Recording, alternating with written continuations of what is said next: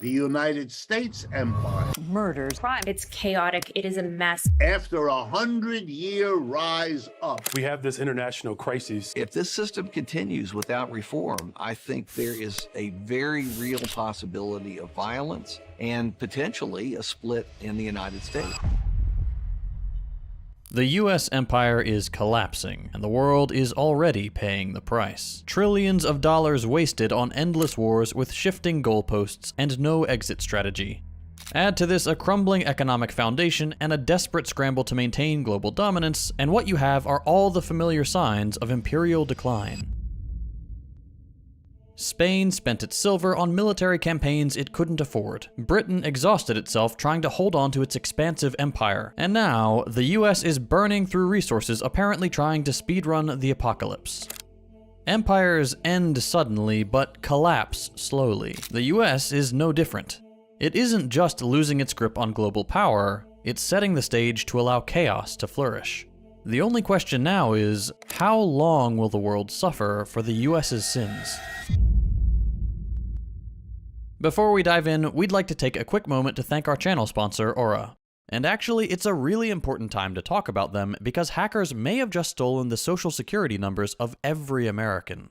Over 2.9 billion records were recently stolen from national public data, which provides personal information to employers, private investigators, staffing agencies, and others doing background checks. These stolen records include a person's full name, address, date of birth, social security number and phone number, alternate names, and birth date. And members of the hacker group have released this information for free online. If you've never been the victim of a data breach before, let me tell you, it's not fun. That stuff is scary, as well as being very intrusive. If you weren't taking precautions with your personal information online before, this should be a huge wake-up call. You've never been more vulnerable online than you are right now. Thankfully, I don't have to worry about it because Aura protects me from this exact scenario. Aura alerts me if they find my phone number, email, or social security number on the dark web. They let me know immediately if anyone tries to use this information to access my credit or bank accounts. And for added peace of mind, they provide up to $5 million in identity theft insurance should the worst case scenario happen. They also have a bunch of other features to keep you safe, all inside one app, so you don't have to go looking for a bunch of different services for your VPN, your antivirus, and your data security. You can use the link aura.com/firstthought to try 14 days absolutely free. That's plenty of time for Aura to find out if any of your personal data has been exposed. I highly recommend you do this right now, because not only is national public data not going to do anything to help us, they probably aren't even going to face any repercussions for this leak. I'm not leaving myself and my family vulnerable to data breaches. And if you don't want to either, you can go to aura.com/firstthought to try Aura for 2 weeks absolutely free. Okay, back to the video. Many empires throughout history have come and gone, but two in particular stand out as being eerily similar to today. The Spanish Empire of the 16th and 17th centuries, and the British Empire of the 18th and 19th which replaced it, the Napoleonic era aside. Then the US Empire replaced the British. So let's take a look at what lessons the US should learn from these former global powers. The Spanish Empire was mostly split between Europe and the Americas, which quickly pulled it into wars it could not afford. By 1619, the king's chief minister warned that overlapping conflicts had brought Spain to the brink.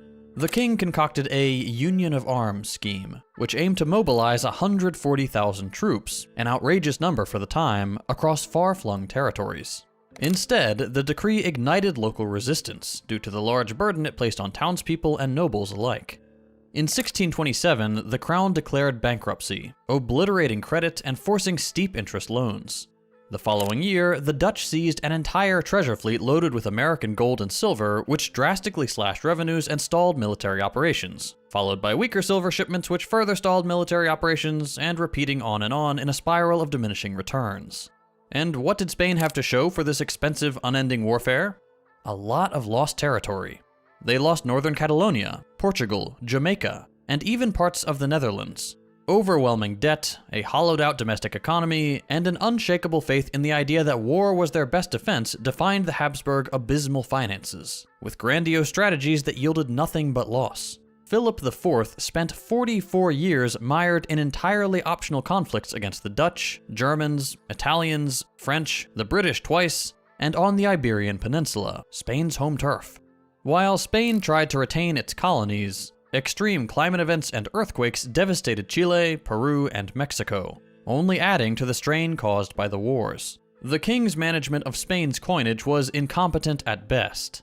Vellon coins, introduced in 1618, were silver coins that contained less valuable metals like copper, which debased the currency, adding to the inflation caused by a surge in silver imports from the colonies, which severely disrupted local markets and shrunk the crown's income. And even though silver shipments got leaner over time, silver still surged into Spain relative to historic levels of silver inflow, which started the inflation. Silver became a sort of resource curse that stymied real growth. While Spain's GDP had once greatly outpaced other regions, it had fallen 40% behind those same regions by 1750. Though American gold and silver financed imperial wars, they bred illusions of prosperity that sapped the homeland's economic core. Earlier monarchs had brought the nobility to heel, but by the 16th century, the crown was drowning in high-interest debt. Spain's fragmented and inadequate taxes, coupled with entrenched conservative nobles, stifled modernization. Chronic debt defaults eroded trust while elites opposed any new taxes or reforms in order to protect their exemptions and status. These dynamics echo modern imperial overreach. A ballooning defense budget diverts funds away from essential investments like healthcare and infrastructure, leading to long-term instability. Now we'll move on to the British Empire, which, save for the whole Napoleon thing, was the empire to succeed Spain in Europe and possibly the first global hegemon. Despite losing the American colonies in the late 18th century, the British Empire would nonetheless grow and kickstart the first industrial revolution. But by the 1870s, global capitalism had begun to face a crisis. In 1889, a US analyst noted severe economic distress touching almost every nation on Earth, regardless of policies. Some might assume this would be a recipe for a major drop in production, but they'd be wrong. Production absolutely soared. Iron doubled, steel rose 20-fold, but profits lagged, as tends to happen during capitalist overproduction. Before the stock market crash of 1929 took the moniker, the period between 1873 and 1896 was called the Great Depression, and it's easy to see why. Agriculture took the biggest hit. Wheat prices plunged nearly 2/3 from 1867 to 1894, which prompted Britain to abandon much of its grain farming. During this 23-year depression, the pound experienced significant deflation, which cut British prices by 40%, further eating into profit margins. New industrial processes rapidly produced far more in less time, quickly outstripping demand, which increased pressure on already falling prices. New protective tariffs sprung up across Europe and the US, leaving Britain's free trade stance vulnerable. Heavy industries began to form monopolies and oligopolies, in part to protect their profits, and chain retailers displaced small shopkeepers. With the glut in manufacturing at home, capital needed new markets. And since this is the 19th century, new markets is code for colonies. However, colonies are a short-term solution to a fundamental problem with the system in which they operate. And the fact is that thanks to the exploitative nature of the relationship, colonies eventually rebel. Cue the Second Boer War, fought between 1899 and 1902 in areas that now make up South Africa, and could be considered Britain's Afghanistan. High Commissioner Alfred Milner saw peace under defeat as a sign of Britain's declining imperial clout, and it's hard to disagree with that assessment. The problems experienced in South Africa were a sign that Britain was struggling to maintain control over the empire on which the sun never set. The war cost the British taxpayer over £200 million. That's £21.8 billion in 2024 terms, making it Britain's most expensive conflict since 1815, and which wouldn't be surpassed until World War I. By 1940, Britain's hold on its most prized colony, India, was crumbling. Of course, some cabinet members tried to hang on, but the situation forced them to issue a withdrawal announcement in February of 1947. Lord Mountbatten accelerated the partition timeline, discarding interim agreements and ensuring independence by August, and relinquished authority even before revealing final boundaries. Both British elites and Indian nationalists saw their carefully laid plans dismantled by wartime exhaustion and near-constant domestic unrest. By 1948, Britain had granted independence to most of Asia, except Hong Kong, which it wouldn't give up until 1997, while the US grew to become the dominant Western power. By 1957, American influence had replaced Britain's over regions in which it once reigned supreme. Any remaining notion of British world leadership quickly waned, prompting faster decolonization to maintain Western cohesion. In both these cases, Spanish and British, spiraling military commitments and failing fiscal policies paved the way for new global powers, like the United States, to rise. Taking these previous empires' history as a rough guide to determining if the American empire is falling, let's see how many boxes the US ticks. In January of 2025, a massive sell-off of tech stocks erased around $1 trillion in capitalization at the opening bell, all because China released an app for free. It's difficult to overstate the historic nature of this crash. Apple alone lost $224 billion, Amazon shed $109 billion, and Nvidia briefly gave up over $300 billion before recovering about half that loss. By the close, Apple was down 4.8% and Amazon 4.1%. That's $162 billion and $72 billion respectively. Japan's Nikkei 225 plunged 12%, its worst day since 1987, and Bitcoin dropped 11%. Nvidia, once valued over $3 trillion after 3 consecutive quarters of over 200% revenue growth, fell to a measly $2.5 trillion. Goldman Sachs had warned that returns on AI spending would be minimal, and this is coming from one of the chief architects of the 2008 collapse. So if they are warning that something is a bad investment, it's probably best to listen, especially when major hedge funds called Nvidia's valuation part of an overhyped bubble. And they were right. The world watched a free app pop that bubble. We can't yet say what long-term effects this historic day will have. After all, we're still living through the shockwave. But the ghosts of empires past provide the US the knowledge to avoid similar pitfalls. Unfortunately, their pleas are falling on deaf ears. This crisis is, of course, a product of the specific material conditions we find ourselves in. But similar economic crises beset Britain in, for example, the First Great Depression. That historic DeepSeek day is representative of the high wealth concentration in the US, and is representative of the wealth distribution among the people, too. Current data shows the top 0.1% alone own 13.8% of total US wealth, with the rest of the top 1% adding 16.9% for a total of 30.7% of all wealth, while the bottom 50% are left to split a meager 2.4%. Government spending patterns reflect this imbalance. The 2024 National Defense Authorization Act dedicated $886 billion to the military, $28 billion more than the previous year, partly for Ukraine, surpassing the budgets of the next 10 countries combined, with at least half the country perplexed as to why the budget is so outrageously high. From 2000 to 2010, the Pentagon canceled the Future Combat Systems, the Comanche helicopter, and the Crusader artillery gun after already wasting $46 billion taxpayer dollars, which, as it happens, exceeds the total Environmental Protection Agency budget between 2015 and 2020. Yet resources still flow to Bradley tank prototypes, almost $23 billion so far, and ballistic missile defense, over $67 billion since the late 1990s. The F-35 program, at $1.7 trillion across its lifespan, has endured repeated groundings and crashes, and yet remains set to expand by 2,400 more jets in the near future. Inflation has been brutal in the last few years, which has added to the economic hardship. And the best news so far is that it dipped to 3% year over year in mid-2023, which is of little consolation to the 61% of Americans living paycheck to paycheck. The eggs are still expensive. Nearly 3/4 of those earning under $50,000, and 65% making $50,000 to $100,000. In other words, most Americans struggle with day-to-day expenses. Even 45% of those making over $100,000 also report living paycheck to paycheck. If it was most before, it's almost certainly a supermajority now. What's more, over half of adults say they are more financially stressed now than before the pandemic, relying on high-interest credit or limited savings to meet basic needs, which is absolutely unsustainable. And finally, despite having the supposedly most pro-union president in US history in Joe Biden, a dubious claim at best, union membership in 2023 stood at 10%, only 14.4 million workers, down from 10.1% in 2022, despite the media calling it the year of the strike. This is, however, merely the tail end of a long-term, slow decline. In 2003, 15.8 million workers were union members, or about 11.5% of the workforce, far below the 28.3% peak in 1954, and only slightly more than today.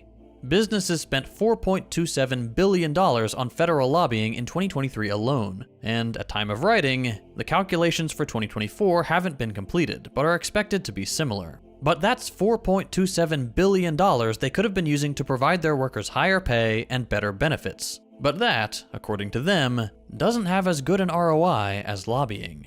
On that note, we'll turn to US imperial overreach, which has seen a steadily worsening decline in effectiveness in accomplishing individual missions, let alone broader goals. It shouldn't be surprising by now to learn that, at time of writing, the US has spent over $8 trillion on post-9/11 wars, aka the War on Terror, and yet its actual global position is weakening by the day.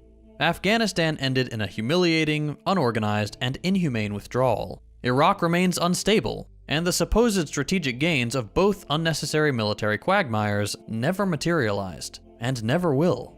Like Spain before it, the US is bleeding resources on endless conflicts that gain little, or even return losses. The economic foundation of US hegemony, the dollar's dominance, is eroding. The share of global reserves held in dollars has declined steadily as more countries move to alternative currencies and systems. The US share of global GDP and trade has shrunk, further weakening the dollar in international finance. Non-traditional reserve holdings have grown from $30 billion in 1999 to $1.2 trillion in 2021, which is indicative of a calculated strategy to shift away from dollar reliance, which has accelerated in step with the US's ever more erratic and unpredictable policies and actions. Right now, China holds the largest stock of these alternative reserves, followed by Switzerland and Russia. The foreign exchange market itself has changed in the sense that currencies that once required conversion through the dollar are now traded directly. The petrodollar system, established after the US finalized its abandonment of the gold standard in 1971, has artificially propped up global demand for the dollar for decades. Today, oil producers, like Saudi Arabia, are negotiating with other nations to do business in currencies other than the dollar. For example, China has signed energy deals with Gulf states using China's yuan, accelerating the transition away from the dollar. BRICS is the largest organized effort leading the charge in challenging this system. The economic bloc created the new development bank as a counterweight to the US-controlled World Bank used in conjunction with the IMF to project US economic power. South African officials have explicitly linked these efforts to bypassing US financial dominance and resisting its frequent and illegal unilateral sanctions. Sanctions are Washington's main tool for enforcing dollar supremacy, and the practice is quickly losing its effectiveness.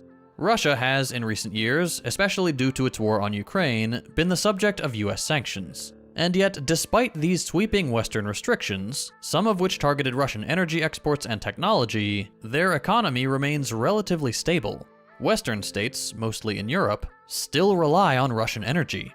Belgium, France, and Spain continue purchasing large quantities of Russian liquefied natural gas. Even the US hesitates to cut off Russian oil completely, fearing market disruptions and price spikes that would benefit their geopolitical rival. Russia's economy grew 3.6% in 2023, after a contraction the previous year. Military production drove 60 to 65% of industrial output growth. But even sectors hit hardest by sanctions, manufacturing and retail, have rebounded. Russia's unemployment rate fell to 3.2% in 2023, the lowest since 1992. Projections for 2024 show continued growth, despite every Western attempt to isolate Russia economically.